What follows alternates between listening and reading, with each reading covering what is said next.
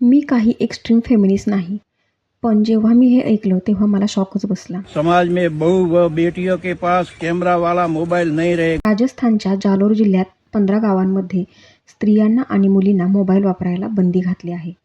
त्याचे स्पष्टीकरण देताना ते असं म्हणत आहेत की हे फक्त लहान मुलांच्या अभ्यासासाठी आहे. त्यांचे डोळे खराब होतील म्हणून आम्ही हे नियम बनवलेले आहेत. आणि हे बंधनकारक नाहीत.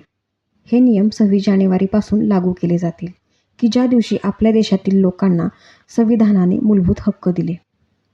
बरं असो, मग फक्त स्त्रीच का? पुरुषांच्या मोबाईलचं काय?